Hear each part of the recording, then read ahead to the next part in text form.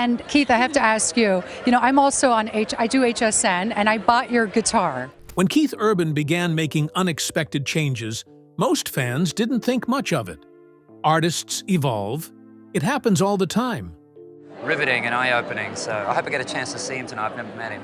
I love it. Well, you both look stunning as always. But as the months passed, the changes didn't stop. A longtime band quietly disappeared. On-stage moments started raising eyebrows. And as rumors surrounding his split from Nicole Kidman intensified, the transformation became harder to dismiss. What once looked like routine career moves now felt like part of something bigger. And fans are starting to wonder what's really behind it all. A childhood built on struggle. Before the fame, the awards, and the sold-out arenas, Keith Urban came from something much quieter, much humbler. Born in New Zealand in 1967, he didn't stay there long. His family moved to Australia while he was still a toddler, eventually settling in Brisbane, where life was anything but glamorous. His parents ran a small convenience store and lived in a tight space just behind it, making do with whatever they had. But even that setup doesn't fully capture how rough things were. His wife, Nicole Kidman, once spoke openly about their shared beginnings, describing them as truly hard scrabble. While people see the polished version of their lives today, both of them came from almost nothing. In Keith's case, that meant growing up on a farm, living in a shed with no real separation between spaces. No bedrooms, no privacy, just 4 people sharing one small area. At times, the family depended heavily on the kindness of others just to get through. That kind of upbringing leaves a mark. It builds a certain hunger. Keith would later say that every single brick in his home represents a gig he played to earn it, a reflection of just how hard he had to grind to build a life. Still, financial struggle wasn't the only challenge. His home life carried a heavier weight. His father battled alcoholism, and that shaped the atmosphere of the household in ways that went far beyond money. Keith described it as a place with no intimacy, no emotional connection. Discipline was strict, sometimes crossing the line into physical punishment for him and his brother. What makes it even more complicated is how long it took him to unpack all of that. For years, he believed he deserved what happened, carrying that mindset well into adulthood. It wasn't until much later that he began to understand the truth of it. On top of everything else, there was a silence that stuck with him. He couldn't remember hearing his father say, "I love you," growing up. And yet, in the middle of all that tension, there was one thing that brought them together: music. His father had a deep love for country music, and that passion rubbed off on Keith early. It became their shared language, the one place where connection actually existed. That connection would end up shaping everything. As a child, Keith's first instrument wasn't even a guitar. It was a ukulele he got at just 4 years old. Music was always around him. His father played drums, so rhythm and sound were part of everyday life. Then came a moment that shifted everything. At 5 years old, his parents took him to see Johnny Cash perform. For most kids, that might have just been a fun night out. For Keith, it was something else entirely. Watching that performance, he could already see himself on that stage. The dream didn't feel distant. It felt real. By 7, he had picked up a guitar and started performing anywhere he could. Talent shows, local events, small gigs, he was already putting in the work. At 9, he landed a spot on an Australian TV show called Pot of Gold, a big moment for a kid his age. But early success didn't mean easy praise. After one performance, a judge named Bernard King delivered a critique that hit hard. He dismissed country music entirely, calling it mediocre, and told Keith to focus on real music instead. Then came the jab at his singing. For a moment, it could have crushed him. Instead, Keith focused on one word the judge used: intrinsically. When he asked his mom what it meant, she told him it meant he was a natural. That was all he needed. He ignored the rest and kept moving forward, holding on to that one piece of encouragement. At 10 years old, life threw another major test his way. His family home burned down completely. By some miracle, no one was inside at the time, but the loss was total. When Keith walked back into the house afterward, everything was blackened, soaked, and silent. Just hours earlier, it had been a normal morning. Moments like that stick with you. But what stayed with him just as strongly was what came next. The community showed up in a big way. It wasn't just organizations offering help, it was neighbors bringing clothes, food, and even opening their homes. That experience left a lasting impression, showing him what people can do for each other in the worst moments. By the time he reached his teenage years, music had become more than just an interest. It was everything. At 14, he started his first band. At 15, he made a decision most people wouldn't dare to make. He wanted to leave school behind and go all in on music. He laid it all out to his mom, explaining that he could already be out there playing multiple nights a week, earning money, and gaining real experience. This wasn't a phase for him. It was his future. Against all odds, she agreed. That decision changed everything. Keith threw himself into the Brisbane music scene, playing long nights in bars and clubs, sometimes performing for hours at a time. He didn't limit himself to one style either. He played whatever the crowd wanted, from rock to top 40 hits. Success came with a cost. Back in 1991, Keith quietly released his self-titled debut album in Australia through EMI. It wasn't a global breakout, but at home, it struck a chord. Country fans paid attention, and suddenly, he found himself stepping into a much bigger opportunity, opening for Slim Dusty, one of the most respected figures in Australian music. That moment carried a deeper meaning for him. Years earlier, he had been just another kid in line, waiting to get Slim's autograph on sheet music for Lights on the Hill. Now, he was sharing the road with him.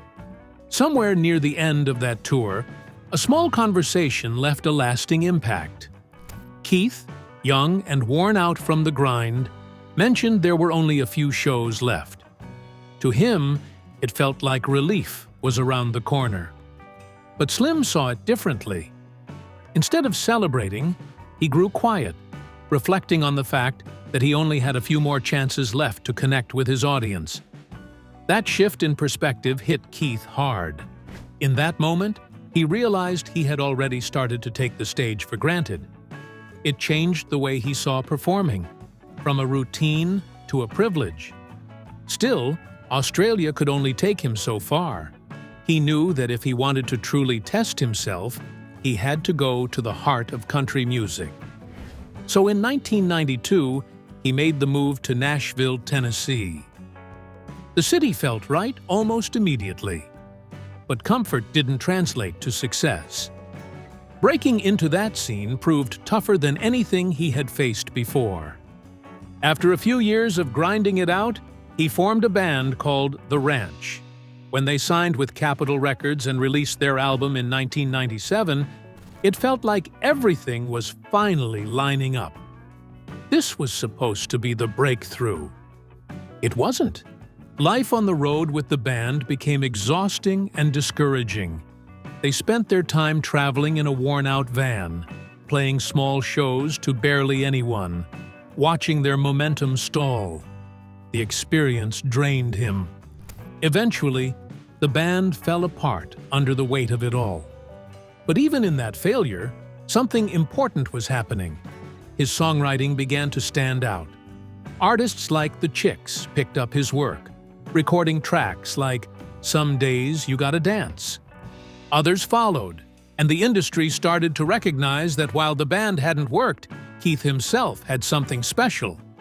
Capitol Records saw it too and gave him another shot, this time as a solo artist. At the same time, though, a different story was unfolding behind the scenes. Nashville wasn't just where his career was being built, it was where things began to unravel.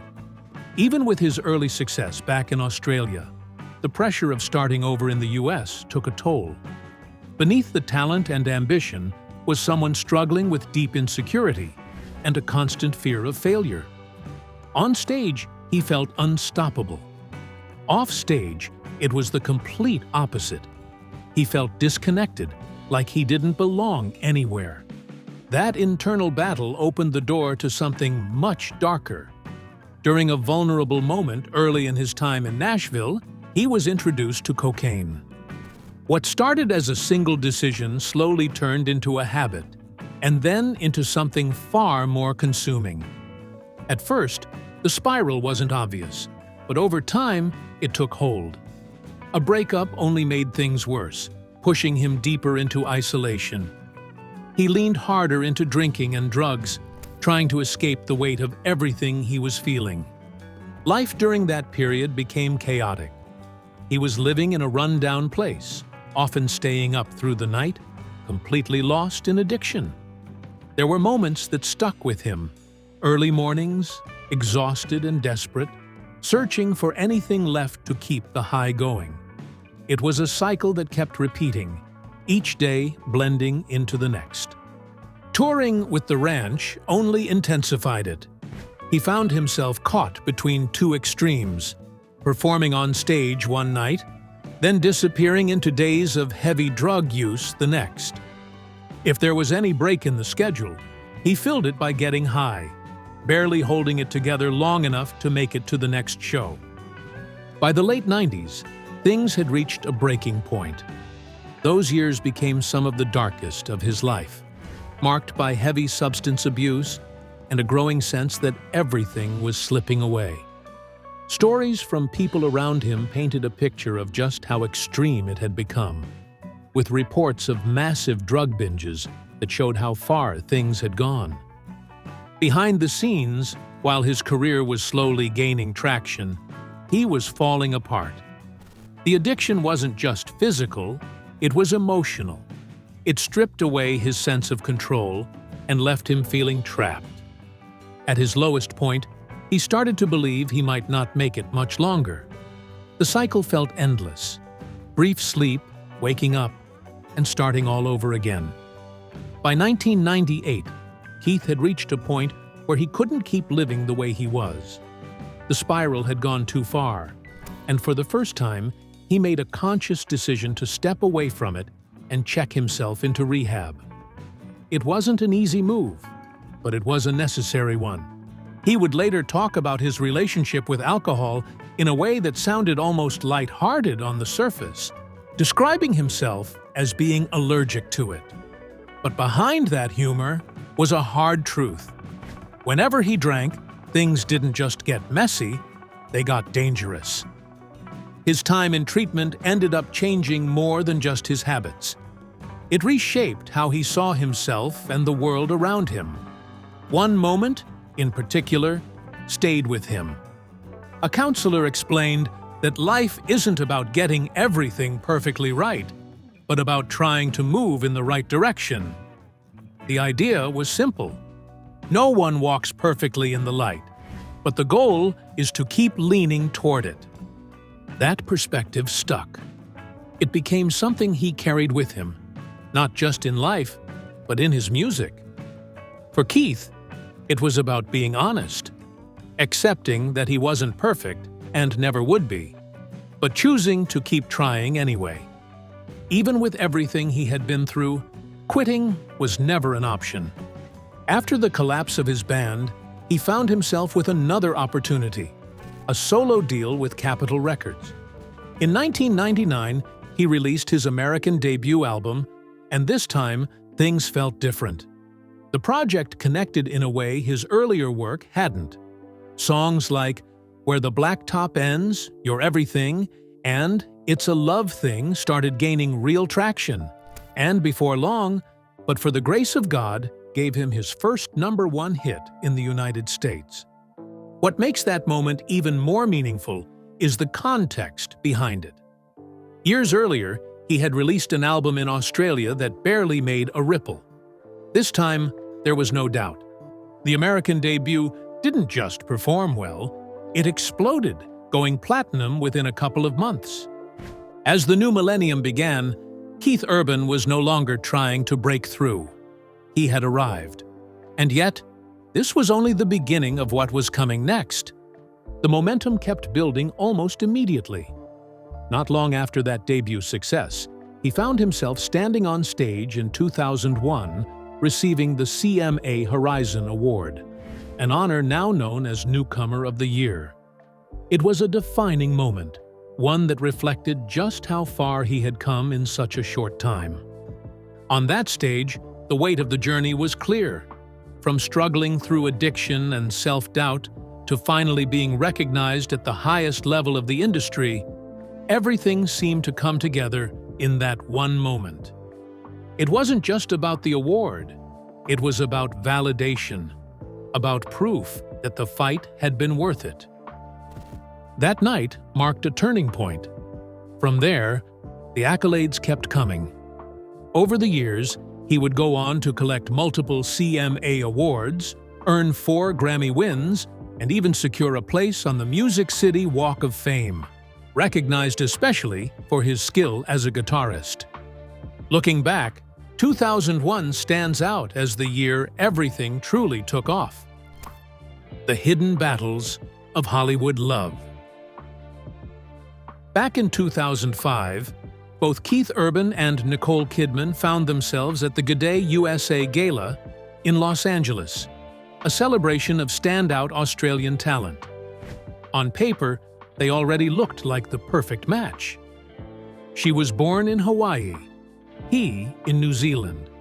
But both were raised in Australia and carried that identity with pride. It had all the makings of an instant connection. But the reality played out a little differently. Nicole felt it right away. From the moment they met, she was drawn to him. Keith, on the other hand, kept things guarded. Not because he wasn't interested, but because he was. The kind of interested that makes someone second-guess themselves. While Nicole was open about her feelings, Keith pulled back, unsure if someone like her could actually be into him. That hesitation stretched into 4 long months. No calls, no real follow-up, just silence. From the outside, it could have looked like he fumbled the opportunity completely. But behind the scenes, it was all nerves. Keith later admitted he had her number the entire time, but couldn't bring himself to dial it. The fear of rejection outweighed everything else. Eventually, though, he pushed past it. And when he did, things moved quickly. By June 2005, just a few months after that first meeting, Nicole already had her answer about who he was to her. On her 38th birthday, Keith showed up outside her New York apartment at 5 in the morning, holding a bouquet of gardenias. No grand speech, no over-the-top gesture, just something simple and sincere. For Nicole, that was the moment it clicked. A year later, in June 2006, they made it official with a wedding in Sydney. The setting matched the story: elegant, scenic, and deeply personal. Friends and industry heavyweights showed up in full force, including Hugh Jackman, Russell Crowe, and Naomi Watts. Even the reception carried a personal touch, with Keith performing alongside some familiar faces. It felt like the beginning of something solid. For Keith, it wasn't just another chapter. It was the start of everything. He would later describe meeting Nicole not as life-changing, but life-beginning. In his mind, everything before her was just the build-up. Nicole approached the marriage with that same sense of starting fresh. She made a conscious decision to leave parts of her past behind. even going as far as destroying old journals. It wasn't about hiding anything, it was about choosing not to carry unnecessary weight into a new life. Her past experiences with love had been intense, complicated, and sometimes painful. She had explored every side of it, from deep emotional highs to heavy losses. By the time she married Keith, she understood love differently, and she was still learning. But the marriage didn't get an easy start. Just 4 months after the wedding, Keith checked into rehab for alcohol abuse. It wasn't a quiet decision either. It came after an intervention led by Nicole. While she was away working, Keith had relapsed after years of sobriety. The isolation got to him, and old habits crept back in. To his credit, he didn't run from it. He faced it head-on. He admitted the damage it caused, not just to himself, but to the people around him, especially Nicole.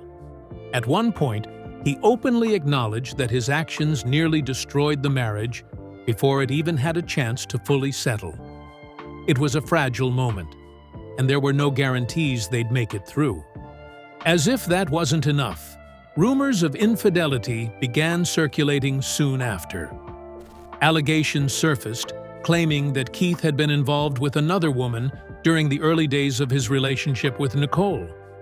The claims were detailed and persistent, painting a picture that clashed with the couple's public image. For many watching from the outside, it looked like everything was about to fall apart.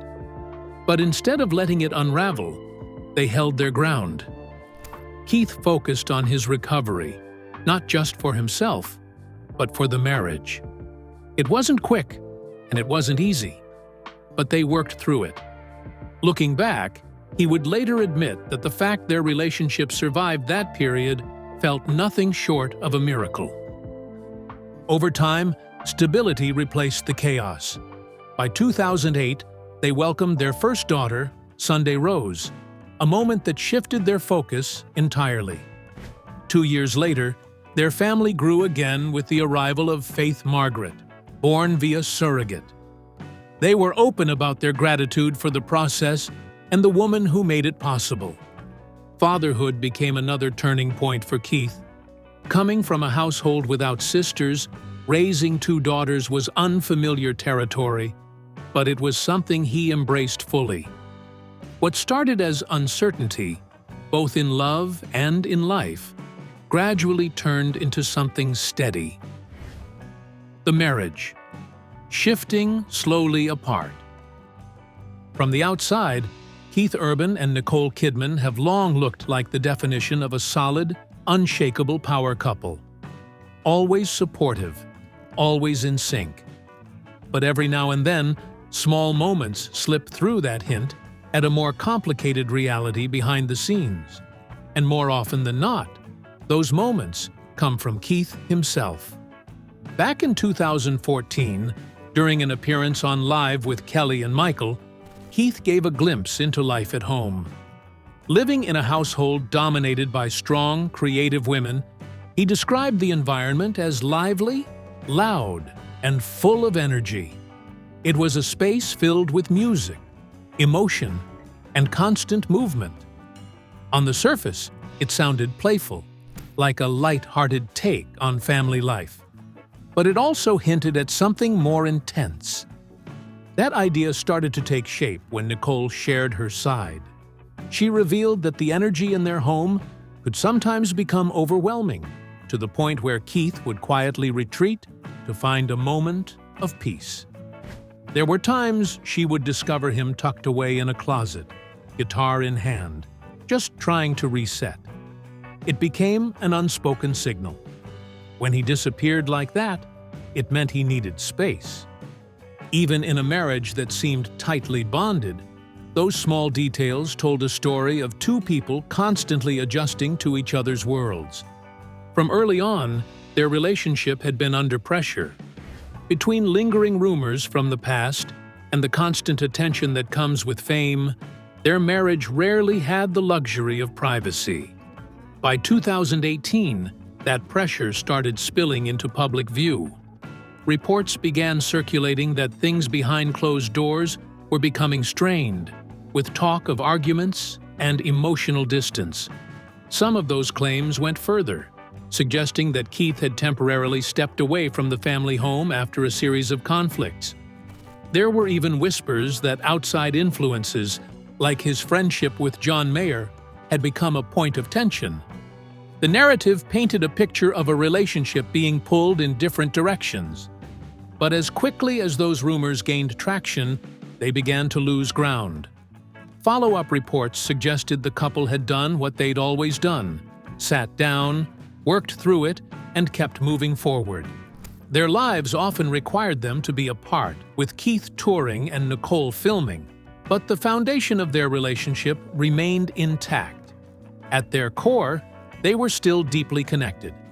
That balance, though, wasn't always easy to maintain. As the years went on, the demands of their careers only grew. Long stretches of time apart became more common, and even routine events started to highlight that distance. In 2022, Keith attended the CMA Awards alone, while Nicole was tied up filming in Baltimore. It wasn't planned that way, but it underscored how unpredictable their schedules had become. He handled the moment with grace, making it clear she wished she could be there, but the absence didn't go unnoticed. By 2024, a similar pattern played out again. At the CMT Awards, Keith showed up solo while promoting new music. When asked about collaboration or the secret to making a marriage work, his answers were noticeably restrained. Not dismissive, but careful, like someone who understood that there were no easy explanations.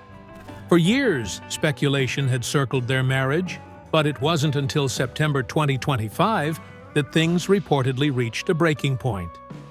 After nearly 2 decades together, news surfaced that the relationship had come to an end. According to those close to them, it wasn't a sudden collapse, but something that had been building over time. There were indications that Nicole had tried to hold things together, while Keith had gradually begun carving out space for himself. By that summer, they were said to be living increasingly separate lives, with Keith even establishing his own place in Nashville. To those on the outside, it felt abrupt, but for those closer to the situation, it was a slow shift that had been unfolding for a while. The distance between them wasn't just physical anymore. It reflected 2 lives moving in different directions. Keith Urban's sudden transformation is causing a stir. Once the news hit the public, the rumor mill kicked into overdrive. Fans began dissecting every detail of Keith Urban and Nicole Kidman's split, trying to uncover what went wrong. And as the chatter grew louder, messy allegations of an affair began surfacing online. In the weeks that followed, outlets like TMZ and the Daily Mail reported that Keith might not be spending much time alone. According to one insider speaking to the Mail, industry whispers claimed he was already seeing a younger woman, though no one seemed to know who she was. What everyone did agree on was that this was not the outcome Nicole Kidman imagined. Sources at Page 6 indicated she was stunned, feeling both betrayed and devastated by how quickly her husband appeared to be moving on. As speculation grew, the internet locked onto one name: guitarist Maggie Ball. The rumors were already swirling, but everything escalated when TMZ released a clip from Keith's April 2025 performance at Mandalay Bay in Las Vegas. During The Fighter, he tweaked the lyrics and pointed directly at Maggie, singing, "I was born to love you," followed by another line using her name. The two then shared a warm embrace on stage, enough to send social media spiraling. Reporters immediately began digging. When the Daily Mail contacted Maggie's father, Chuck Baugh, he didn't exactly shut the conversation down. He simply said he hadn't heard one way or the other, which only intensified the speculation. And just when it seemed the story couldn't get any messier, TMZ published yet another report hinting that Keith might already be involved with a completely different woman. Insiders claimed Nicole wasn't disputing it, but she was still shocked by how fast everything seemed to be happening. By late October 2025, Keith decided he'd had enough. During a show at Nashville's Bridgestone Arena, he addressed the gossip head-on, telling the crowd to stop reading too much into things. Even so, fans on TikTok noticed he continued tweaking lyrics during performances, which only deepened the mystery. Other voices in the country community started weighing in as well. Country singer Alexandra Kay spoke to Taste of Country and expressed heartbreak for the couple, saying the media pressure had gotten out of hand.